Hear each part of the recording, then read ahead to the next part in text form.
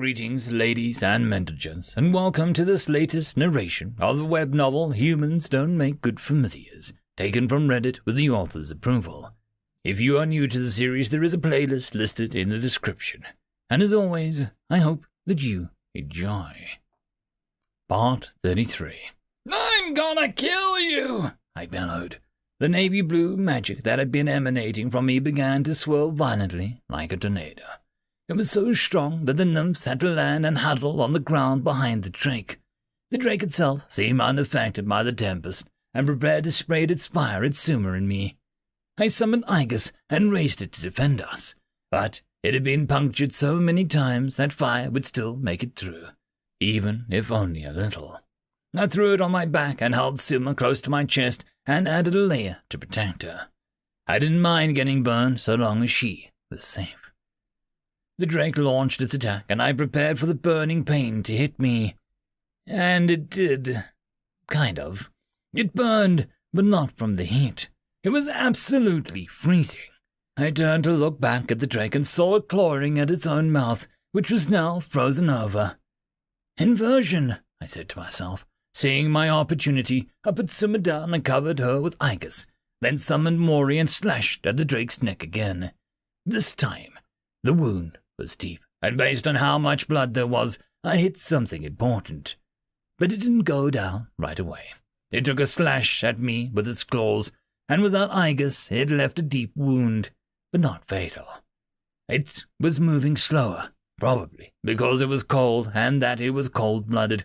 "Kill him immediately," the magistrate ordered from his little huddle. The drake huffed and started to sway. It must have been getting lightheaded from the blood loss. This time, when it reached out to slash at me, it was like I was swimming in molasses. I dodged to the side and brought Mori down on its wrist, severing its hand entirely. It screeched and threw its hand and head up in pain, which left the perfect opening. I thrust Mori straight into its throat, finally killing it. The nobles looked as if they had just seen a Grim Reaper himself, and if Suma was dead, they may as well have. I ran to Suma to check on her, forgetting the nobles for a moment. Part of me hoped they left. Another part of me hoped that they did something stupid to give me a reason. "Suma!" I said gently, shaking her. I saw her eyes twitch and saw a slight up and down of her breathing. She was alive. He killed the drake," one of them said. It was one of the former lesser nobles. How is that possible?" "Shut up!" the magistrate snapped at him. "Just summon more familiars. We'll get him. He's injured. He can't go on much longer." "But sir, Look around. Can't you feel it?" the other noble said, sounding terrified. "It's chaos magic. Like he is some kind of Viking or demon." I hadn't noticed yet, but the energy I was emitting wasn't going away. It was still pouring out of me, but it was no longer swirling around. "I don't care if he's a chaos dragon himself. Now summon your familiars and kill him." "But sir, we don't have any more familiars," one of them said. I stood up just as the magistrate scoffed at the lesser nobles and began summoning one of his familiars. It wasn't a drake this time. It was a borag. That was fine with me. I'd taken the last couple of moments to focus on my magic and imagine a spell of sorts. Well, calling it a spell might be an exaggeration. It was really more of a wild idea. I compressed my magic down as far as I could and made it into as dense as I could hold. Then I imagined it shooting out of my opponent like a bolt of lightning or a beam of light. It was all focused on my hand. All I had to do was aim. "Some pitiful spell won't save you. Borags may not have much in the way of life force density, but that makes them more resistant to life force attacks and spells that affect the body. This is where you finally pay. No, Jack, attack!" The borag lunged forward. However, it was straight into my spell. I didn't want to cast an effect. I wanted to create an equivalent of a high-powered water cutter with magical energy.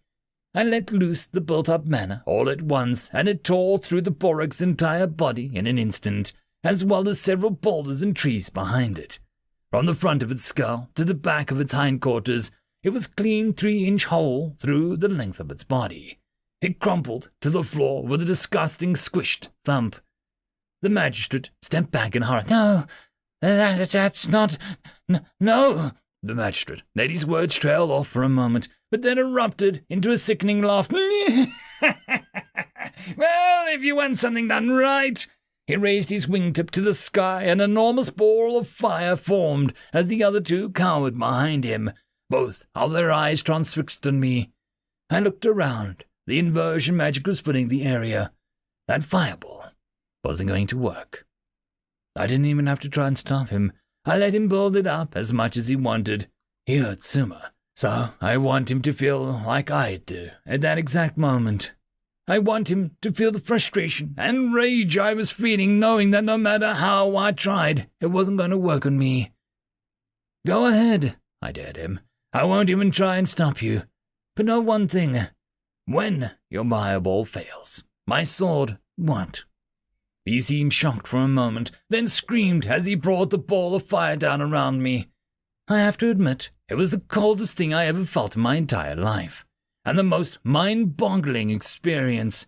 To be completely engulfed in flames and feel cold was odd, to say the least.